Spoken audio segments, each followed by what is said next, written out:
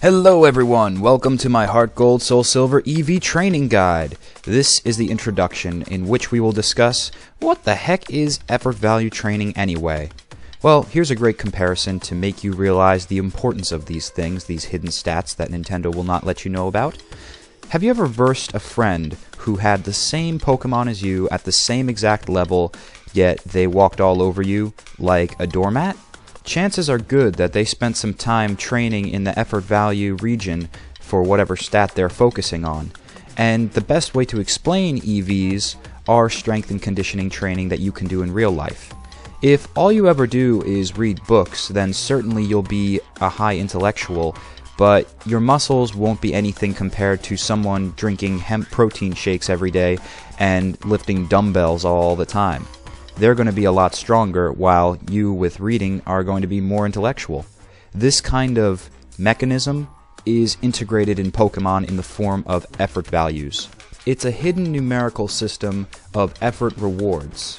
How do you get these rewards? Well, you do certain things like taking vitamins, having certain items attached to your Pokemon while training, and more specifically, and most importantly, defeating certain Pokemon. Every Pokemon has an effort value attached to them. For example, Rattata, when you defeat them, they will give you 1 point towards your speed. A key factor in grasping exactly how EVs work is that 1 effort value point does not equal 1 stat point increase. Instead, it's every 4 effort value points equals 1 stat boost by 1 point. So if you're working with a Pokemon that's maxed out at level 100, what can you do with that? Well, first of all, especially if it's a trade, you most likely want to initiate some of the Pokeblock berries on it, like the Pomegg, Kelpsie, Qualot, Hondu, Grepa, or Tomato, in order to make it a clean slate. A clean slate's important if you're trying to maximize effort values in one particular stat, which you can do for each stat up to 255. Overall, you have the capabilities of spreading out 510 effort value points across all your stats in any way that you choose, but most metagame masters tend to max out 252 on 2 stats and throw the remaining 4 towards something like HP. The reason being is you have to keep in mind, these are all divisible by 4. Every 4 effort value points equals a boost in a stat. So don't waste your time on getting unnecessary effort values to reach that 255 mark, unless you want the effort value ribbon, which in Heart Gold and Soul Silver is given out at Blackthorn City. Considering this, it takes 26 of these effort value erasing berries to give yourself a full clean slate, and if you want to see the difference of what it does to the Pokemon, even if it's maxed out at level, all you have to do is go back to your PC, place it in there, take it out, and the stats will change accordingly to what you've altered on the EV spread. So the nice thing about effort values is that it's not just conditioning training, it's conditioning and reconditioning if you so choose. When devising a team for the metagame, it's unlikely that you'll be dealing with traded Pokemon, so instead you'll be starting from fresh, usually with a breeded poke or one caught from the wild, which every time you capture a poke, it's going to have tabula rasa, a clean slate. So what you're looking out for when you're looking for these blank slates, blank in the EV realm, is their nature.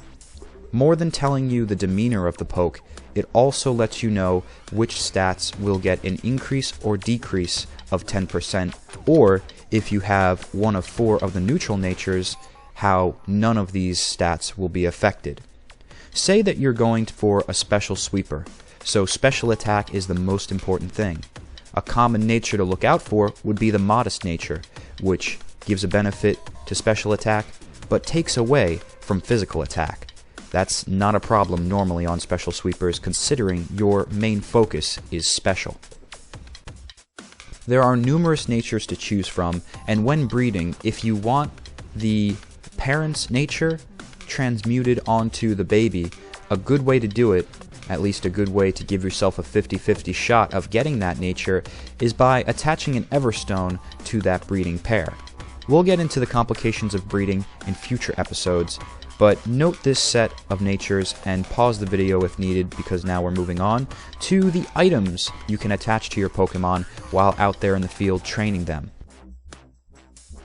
Before setting foot on the battlefield, in order to rack up some effort value points, make sure you've got a pen and a pad to keep track of these things.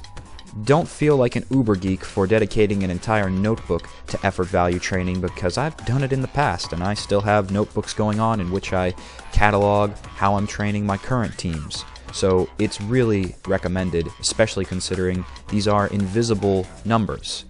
They definitely play a role in making your Pokemon more powerful, but there's nowhere in the game where you can get a clear answer of what number of effort values you have on what particular stat.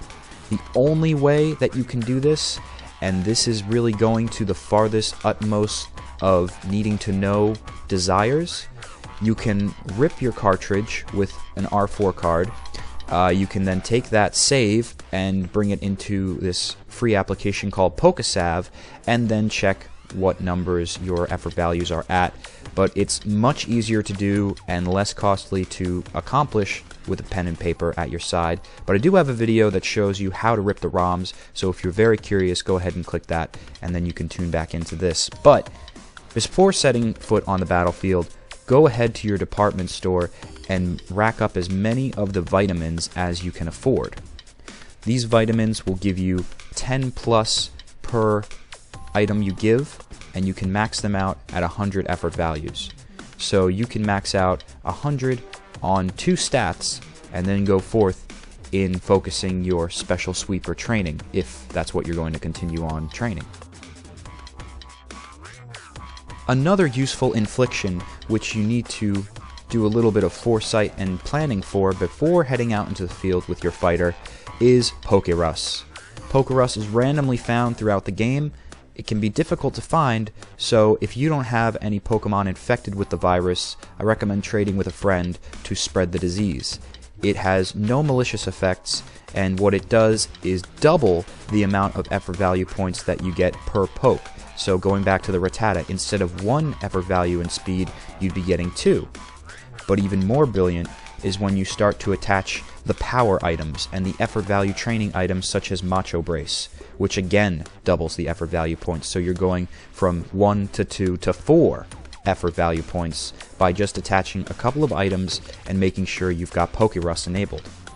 The power weight, bracer, belt, lens, band, and anklet will give you an additional 4 effort values in whatever stat that band, power item, or lens, so on and so forth, is delineated towards. So, say you have the power anklet. I personally prefer these power items over the Macho Brace to give you a lot more EVs quicker. You've got 4 added to speed with the power anklet, plus 1 from the Rattata, times 2 from the Pokerus, giving you a whopping total of 10 effort values in speed for only 1 Rattata. With this, EV training can be accomplished far quicker. The only caveat is finding these items legitimately, unless you've had saved files from other games to transfer the items to, can be a pain, as they're not usually seen until later in the game when you have a fighting team fit to take on the battle frontier and claim the items from it.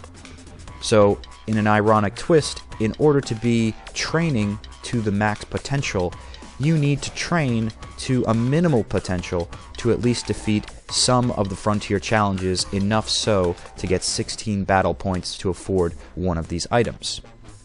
Once you've gone through the gamut of getting all the appropriate items as well as finding Pokerus and the right nature, let's try and implement all these things in a thought experiment with one of my favorite special sweepers, Togekiss.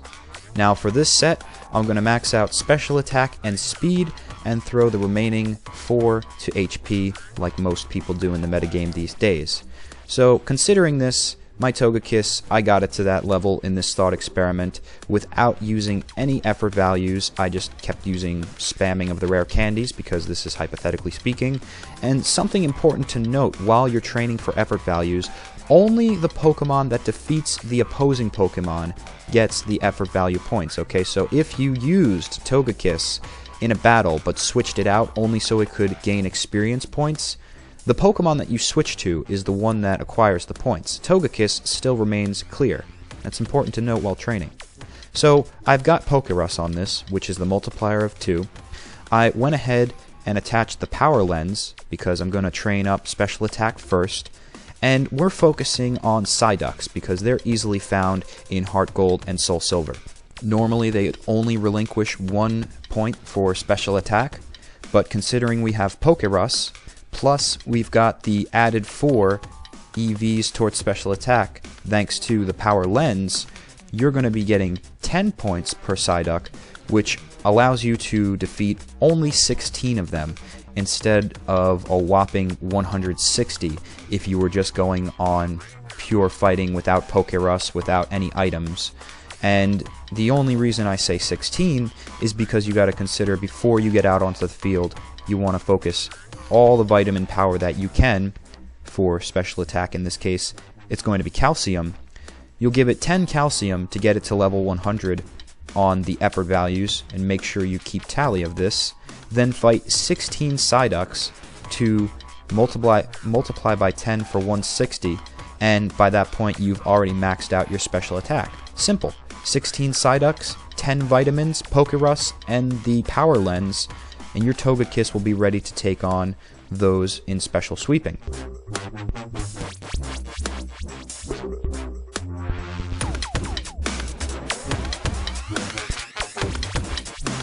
Now, of course, a special sweeper should be swift, so let's also max out speed, and in the same way, you're going to use Carbos instead of calcium for speed, use 10 to get up to 100 points on the effort values stat of speed, then go out and defeat 16 Rattatas, which is a perfectly accomplishable thing that won't take up too much of your time, and voila, your speed is then maxed out.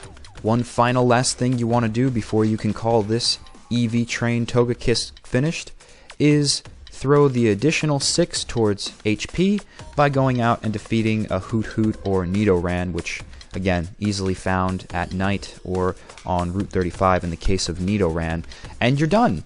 And you can conclude by knowing you've fully maxed out all your effort values by again going to Blackthorn City. That's how you do it. In very simple terms, that is what effort value training is all about.